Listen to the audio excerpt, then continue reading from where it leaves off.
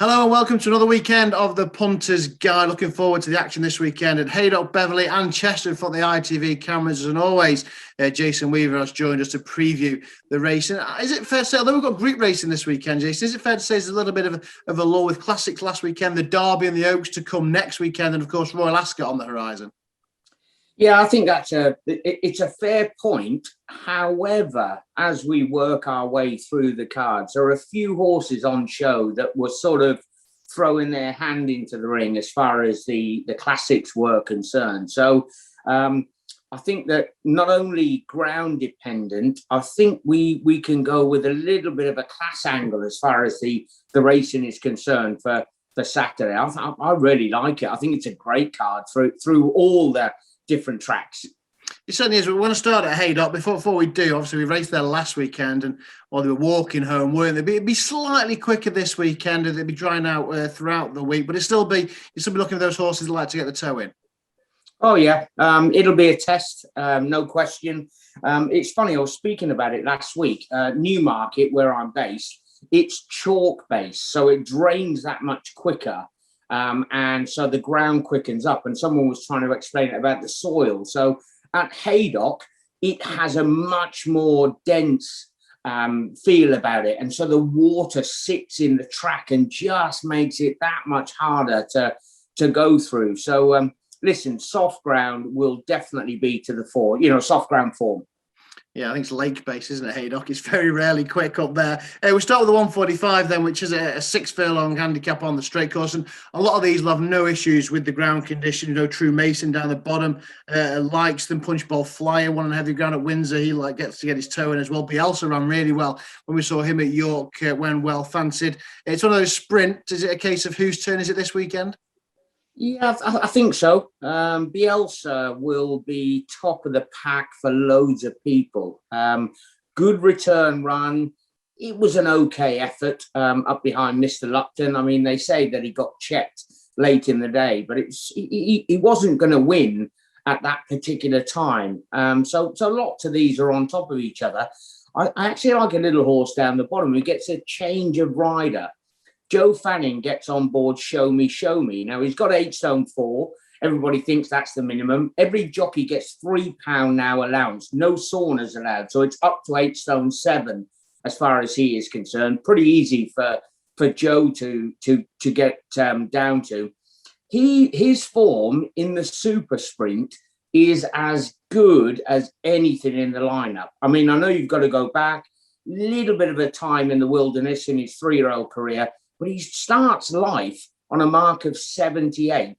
He's a long way down the handicap.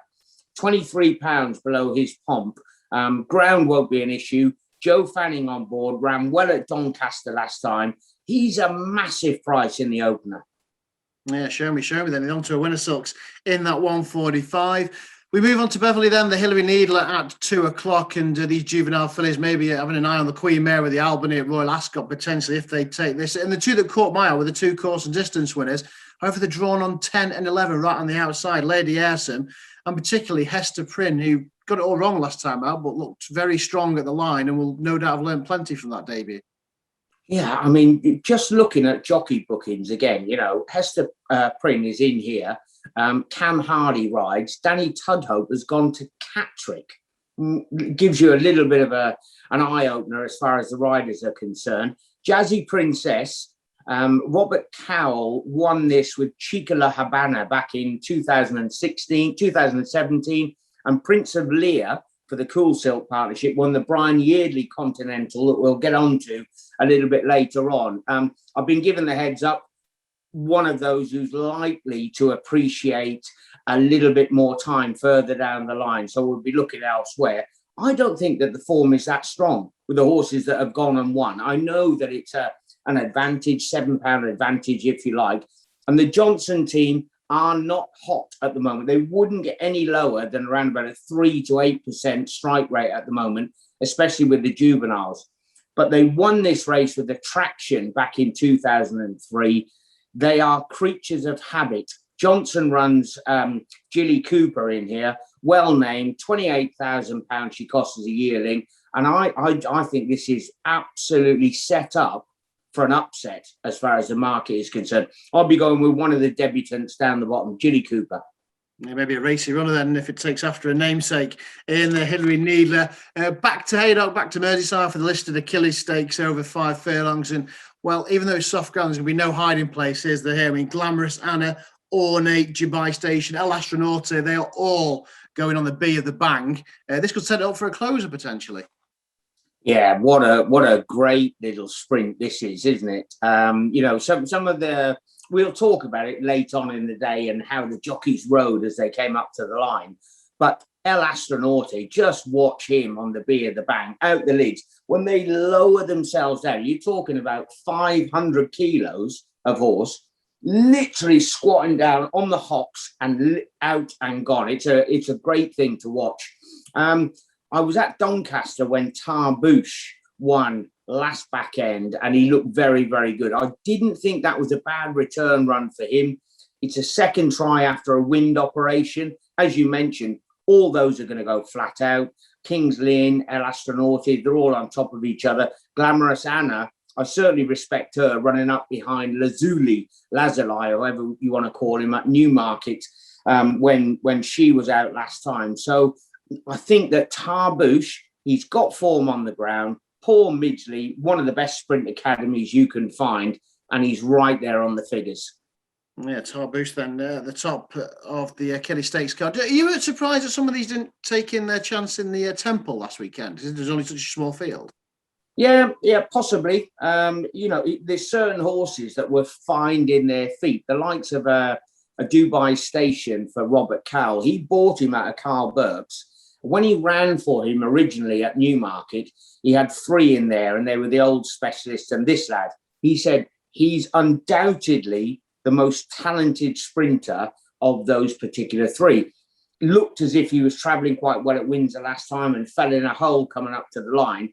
A sort of a horse for your tracker or one further down the line. He got beat on soft ground last time. I'm expecting the same, but a sprinter that will pop up at a good price when he gets his ideal conditions. So, yeah, look, it's one of the strongest listed races you'll find. I think 6 of them up in triple digits.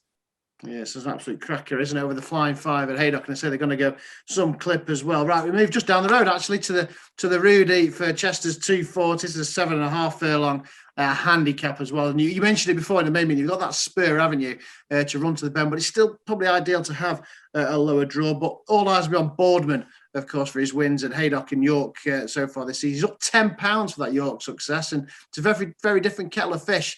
The tight turns of Chester opposed to them big long straights at Haydock and York. Yeah, 17 grand, just shy of that, up for the winner. The jockeys, everybody thinks they get 10%. You get 7.6% of the winning prize money as far as the riders are concerned. David Allen doesn't decide to go to Haydock. We talked about it earlier on with Danny Tudhope going across to Catterick. David Allen goes to Haydock. So he's not here for what looks the absolute point and shoot. He has been a rocket at Haydock and York so far, bound to be towards the top of the market.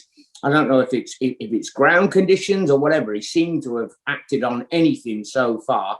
You look all through these runners, I'm a great believer, switch the jockey and you will get a different result. Now, Hayley Turner has been on board via serendipity the last few times. Anna's got a good tune out of him on the straight mile at Ascot. However, he's a right handful. I mean, and not an easy conveyance from A to B. Spencer gets the call up for Charlie Fellows. He will be dropped in the early stages. He's out there in double digits. There is no reason that he should be that big anyway. Down on the mark of 88. He's not as good on the turf as he is on the all-weather. Dropped in, played late, typical Spencer. This will be flying home at a huge price. And obviously, Jamie Spencer was interviewing the Racing Post as well earlier on. I think it was last week, wasn't it? And he was saying about he's choosing his rides carefully. So wherever he turns up now, he has to be taken seriously. Yeah, he said, look, if you don't like the way I ride, don't back me. Nice way to look about it, isn't he? As we throw another betting slip at the paper as he comes flashing home. This is the horse who he hasn't ridden so far, and he's absolutely tailor-made. He's very, very keen. He needs dropping in and biding his time. I've seen loads of winners at Chester come round for those sort of hold-up tactics. I just think that he's the class horse in the field, for me, off no weight. Yeah, it'd be interesting to watch him trying to negotiate his path through on via serendipity. You say very well handicapped indeed. We move on to the Pinnacle Stakes, back to Haydock then, Jason. This is a Group 3 for fillies and mares over a mile and a half, which is like a circuit of Haydock for these runners. No Alpinista. Cabaletta was third in Group 2 company last time out, but we're still beating a fair way, 12 lengths. And for me, I thought this might be a good chance for Oriental Mystique. Obviously, Madam Chiang at the Dam was very good on the soft ground, and this one was a fair third when we saw it 4 weeks ago. Yeah. So for everybody out there, when you look at races and where they're going to finish and where they're going to get that all-important black type, this is one of those. Oriental Mystique runs because Alpinista does not go. Same ownership, Miss Kirsten Rousing. If anybody wants to know a little bit of the history, the Rousing family, they invented the milk carton. Why couldn't we do that? Why couldn't we just have that little opener as far as the milk carton is concerned, and we wouldn't be doing this? However, they've decided not to run Alpinista and to give the other one the best opportunity of winning. Her form is absolutely rock solid. She ran a cracker at Goodwood last time. Cabaletta was a distant third to Queen Power at York. Salsada is returning off a bit of a break. All the others are sort of clambering up to try and get anywhere near her. Cabaletta looks the only natural danger. If there was going to be a 1-2, Oriental Mystique will win, Cabaletta second. Yeah, good to see we're singing for the same hymn sheet then. Oriental Mystique, a strong chance in the Pinnacle. Back up to Beverley. You mentioned it a little early, didn't you? The Brian Yeardley, the Continental 2-year-old trophy. This is for the Colts. So you're looking at something like the Norfolk or the Windsor Castle potentially at the Royal Meeting. And was it fair to say that the key piece of form is the 1-2 from a fortnight ago where Tipperary Sunset finished ahead of Ryan's Party? Or do you think the other two winners, Mercure and the Gatekeeper, are the two to focus on?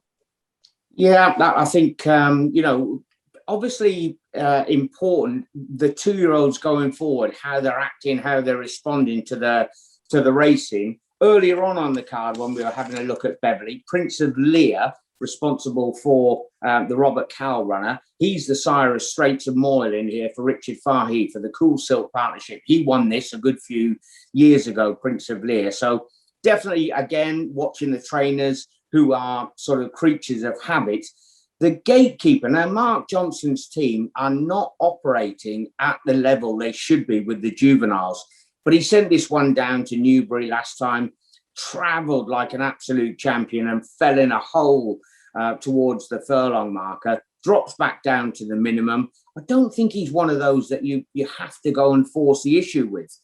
He's not one of those that naturals. If it happens for him and he finds himself in front, I think you'd go and take the race by the scruff of the neck. However, he's a talented individual, was nowhere near his best. And the fact that they back him up just 14 days later after the Newbury flop suggests to me that he's going to be on target for Royal Ascot. I think the Gatekeeper is much better than he's shown last time. Gatekeeper then for Mark Johnson in that 3:10 at Beverley, and then we go back to Haydock for the John O'Gaunt Stakes. Then over the specialist trip of 7 furlongs, group racing at Haydock. Must mean safe voyage, isn't it? He's 4th and 5 and a close second to Space Blues. Wow, what good form has he got? I mean, even if you look at the Prix La Forêt form at Longchamp, absolutely top draw. The team are in good form. I love the owner, Ross Harmon. He's a great guy. Loves his racing. Has always had his horses with the John Quinn team. I work your way down for them. I suppose you have to give a second look to With Thanks. 5 runs, yet to finish out of the 1-2. Queen Jojo, one of those who will be out the back of the television and flashing home, did us a favour at York last year. But surely the class, and I mean the absolute class of the field, has got to be Kinross. I mean, Glorious Journeys ran in all those top 7 furlong races, but Kinross, he set off, he won a maiden up at Newmarket. He then was thrown in the Burton Futurity. After that, he was thrown in the 2,000 guineas. All the time, he's been given a massive ask all the way through. look, he's been gelded.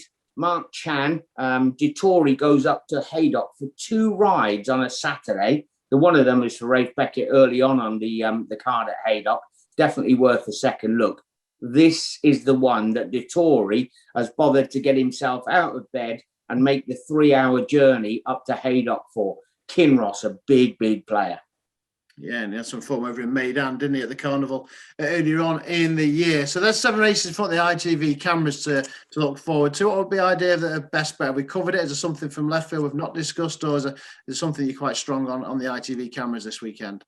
Yeah, I mean, look, the 345 at Beverley is a fascinating little contest. Class 3, again, as far as pace angles are concerned, they're over the 7.5 furlongs, the likes of Warif. Muntadab is an interesting runner for Roger Fell. And down the bottom, Sibak, who goes for Mark Johnson and Ben Curtis, now running in the Shadwell Estate Company. So that's another thing that has moved forward as far as they are concerned. The horse who I have followed for a long time is called Herculean. Now, he was with Roger Charlton, absolute giant of a horse, literally up over 500 kilos, one of the biggest you'll find. Went to Stuart Williams's, ran a great race for him on his debut, disappointed the last 3 times up on the all-weather.